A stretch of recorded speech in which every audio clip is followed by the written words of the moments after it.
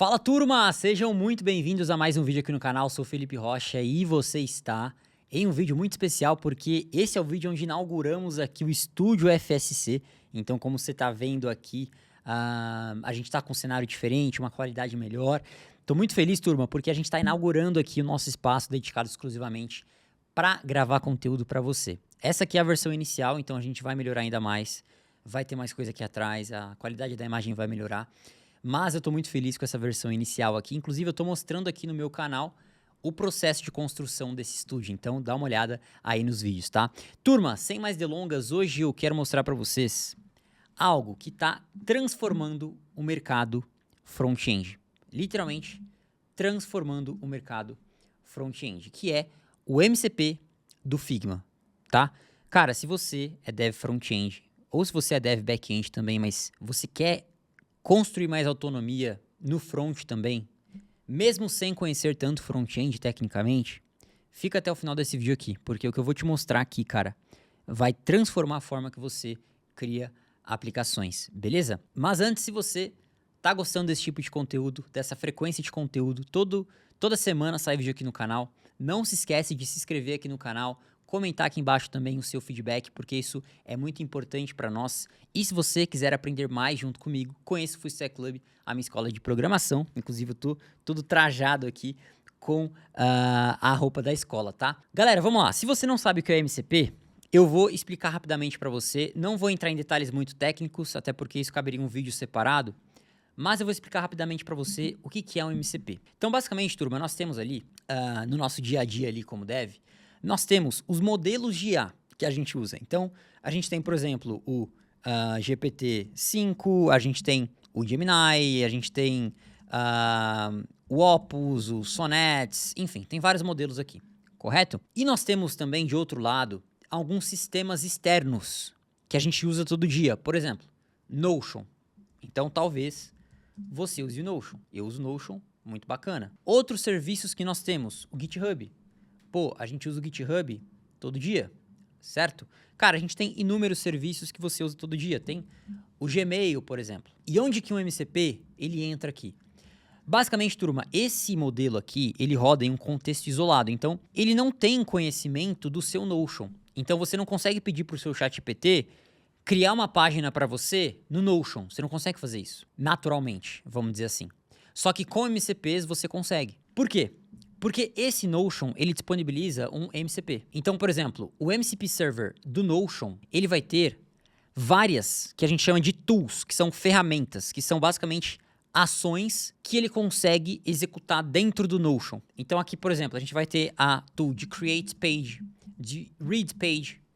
Então, essa tool aqui, por exemplo, quem pode chamar? O nosso modelo, tá? E essa tool vai chamar o Notion de fato. Então, quando o meu modelo, seja GPT, Gemini, etc., chama uma tool do Notion MCP, eu executo determinada ação dentro do Notion. Então, a Create Page vai criar uma página. Então, com isso, eu consigo chegar no meu Cloud Code aqui, por exemplo, ó. Eu consigo digitar um /MCP e eu tenho aqui, por exemplo, o MCP do GitHub. Eu consigo falar o seguinte para ele, ó. Liste meus repositórios no GitHub com mais estrelas. Então, o que ele vai fazer? Ele vai ver que eu tenho um MCP do GitHub ativo e ele vai chamar o MCP. Olha só, chamou a tool Get My User Profile. Ó, a tool aqui de buscar os repositórios, e ele vai retornar o que eu pedi para ele. Então, perceba como que é algo sensacional. E o MCP do Figma, turma, ele entra aqui, tá? Se você entendeu a explicação, comenta aqui embaixo. Se ficou dúvida, também comenta aí que a gente te ajuda, tá? Mas eu quero fazer um vídeo só explicando o MCP mais tecnicamente e criando o MCP do zero com você. Então, se você quer um vídeo desse também, me fala aqui embaixo, tá? Porque minha missão é servi-los. Então, comenta o tema que vocês querem que eu gravo aqui, tá? Vamos lá, turma. Como que a gente usa o MCP do Figma? Primeiro, nós temos que ter o Figma Dev Mode, né? O Dev Mode do Figma, que infelizmente ele é pago. Mas, se você trabalha em uma empresa e você tem ali o Figma, né, dos projetos, etc., pede para essa empresa, se ela ainda não paga, para pagar o Dev Mode. Mas leva para ela a justificativa. Poxa, por que você quer pagar o Dev Mode? Porque o Dev Mode vai trazer para você muito mais produtividade. Você pode até mandar o vídeo aqui, esse vídeo aqui para o seu Tech Lead. Olha, assiste esse vídeo aí, e aí depois você me responde se para você vale a pena ativar o Dev Mode ou não. Porque o ganho de produtividade, turma, é simplesmente insano. É insano, você vai ver aqui. Fica até o final do vídeo, tá? Voltando aqui, turma. O preço aqui, ó, é $12 por mês do Dev Seats. Então, cada usuário ali que usa Dev Mode, eu vou pagar isso aqui, $12 por mês, tá? Bom, partindo do princípio que você tem esse Dev Mode, você vai abrir aqui o seu Figma. Eu recomendo você instalar o Figma no seu computador. E aqui embaixo, ó, você consegue ativar esse Dev Mode. Tá vendo aqui embaixo, ó? Ativando esse Dev Mode, aqui na direita, quando você não selecionar nenhum item aqui da interface, vai aparecer o status do MCP Server. Olha só. Então ele está ativo e está rodando localmente. Legal, primeiro passo. Segundo passo. Você vem aqui, ó, procura por Figma MCP Guide. Tá? Show. Clica no primeiro link e ele vai te dar duas opções aqui embaixo, ó. Para você usar o server desktop ou o remote. O desktop é basicamente o seu MCP Server, que é o que eu mostrei aqui para você, ó, rodar localmente no seu computador, que é o que a gente está fazendo aqui. Tá rodando localmente, porque eu tenho o Figma instalado. Já o remote, ele não vai rodar localmente, mas eu não recomendo que você use esse remote, porque o local ele é muito mais rápido, né? Eu gosto muito mais local. Então, já fiz a configuração, vou clicar aqui inclusive para eu ir para o guia específico. E agora, eu vou ativar o MCP no meu projeto, porque geralmente você ativa os MCPs ou para o seu usuário, então você tem acesso a esse MCP em todos os projetos que você tem. Então, geralmente você faz isso para MCPs que você vai reutilizar com mais frequência, então Figma, GitHub, Notion, etc. Ou por projeto, então tal projeto usa tal MCP. Nesse caso, eu vou usar no projeto específico, que eu vou mostrar para você, e eu vou usar o Cloud Code. Felipão, mas eu uso o Cursor, eu uso o VS Code. Não tem problema, ó, aqui tem o guia para você instalar. E se você usa outro que não está aqui, é só você procurar no Google ou perguntar para o próprio ChatGPT também, que ele te ajuda. Beleza? Mas eu vou instalar o Cloud Code, vou instalar no Cloud Code, na verdade, porque para mim é a melhor ferramenta hoje, a que eu mais uso, que eu mais tenho resultado. E eu não sou pago para falar do Cloud Code, muito pelo contrário, eu já devo ter, cara, recomendado o Cloud Code para milhares de pessoas que já passaram por eventos, cursos do Full Stack Club, e eu não ganho R$1 por isso. A Anthropic, que é a dona do Cloud Code, nem responde meus e-mails, inclusive. Eu pedi no desconto, não tô com crédito lá. Por enquanto, turma, por enquanto, vamos conseguir. Enfim, turma, como que eu vou instalar esse cara no meu projeto? Eu vou copiar esse código aqui e eu vou abrir o meu projeto. Então, eu tomei a liberdade, turma, de criar um projeto aqui para vocês, com o Next mesmo, bem simples, só pra gente ter um exemplo aqui, tá? E eu já rodei esse comando aqui anteriormente, então basicamente ele vai adicionar esse MCP aqui, e agora se eu abrir aqui o meu Cloud Code, digitar /MCP, eu tenho aqui o meu Figma Desktop conectado. Se eu apertar Enter aqui, eu consigo ver as tools e perceba que eu tenho várias tools e eu já expliquei para você o que é uma tool, tá? Então são ações que eu consigo executar dentro do Figma por meio do MCP dele, beleza? Legal, turma. O Figma Remote, né, se você não escolher a opção Desktop lá, se você usar o Remote, você vai precisar autenticar, porque é remoto, né? Então, você vai precisar autenticar aqui, beleza? Se você usar o VS Code, Cursor, cara, qualquer outra ferramenta não tem problema, o vídeo serve para você também, mas eu vou usar aqui o Cloud Code porque o meu objetivo como seu professor é te mostrar o que realmente funciona para mim no mercado, porque eu atuo como programador global, né, para uma empresa do exterior, então eu vivo na prática o que eu ensino para você. Então, eu vou usar o Cloud Code. Uma vez que eu ativei aqui o MCP, eu consigo agora, turma, pedir para o meu modelo, que nesse caso é o Opus 4.6 que eu estou usando, para ele usar o Figma MCP. Como que eu faço isso? Eu vou escrever um prompt para ele.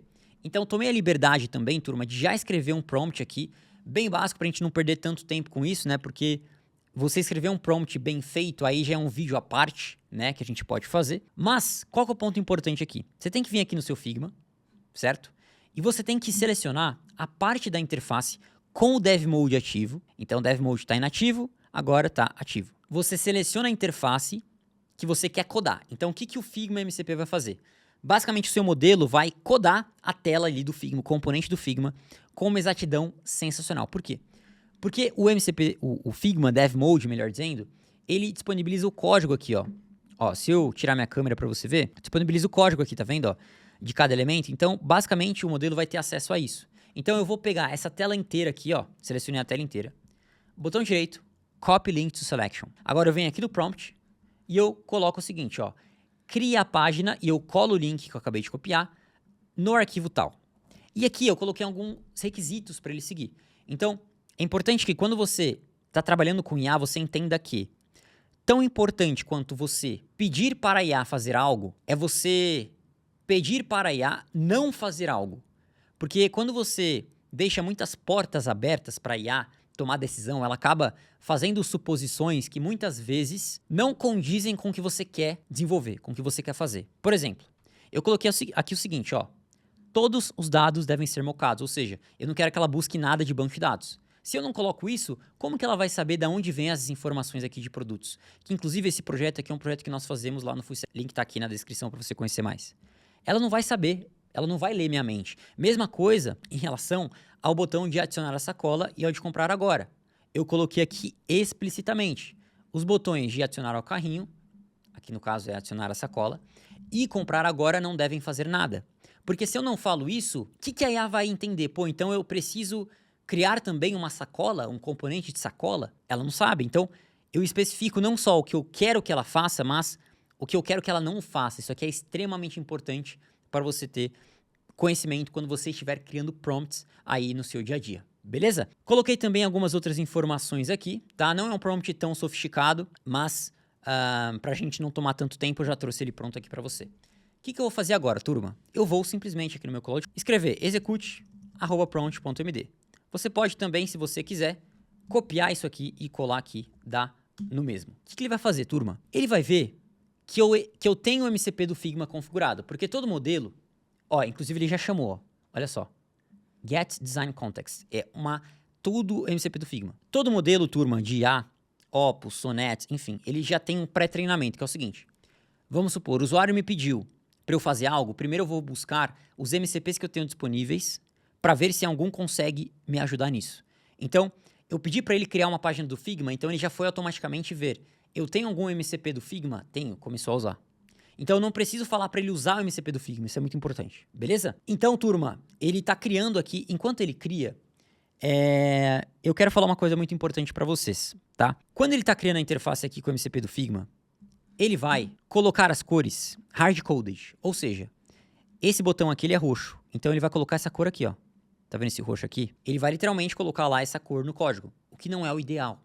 O ideal é você trabalhar com um design system, então com variáveis de cores. O melhor exemplo disso é o Shadcn.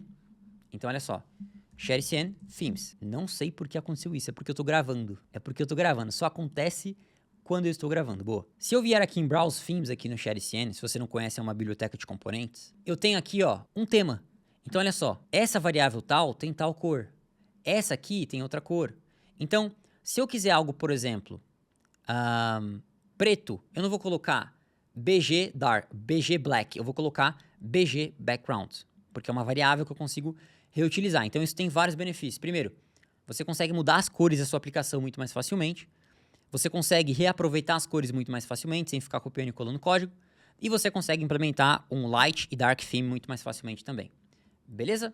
Então, só uma observação importante. Como eu não falei aqui para IA, para ela usar isso, né, esses design tokens, ela não vai usar. Ela vai sair codando ali as cores manualmente, tá?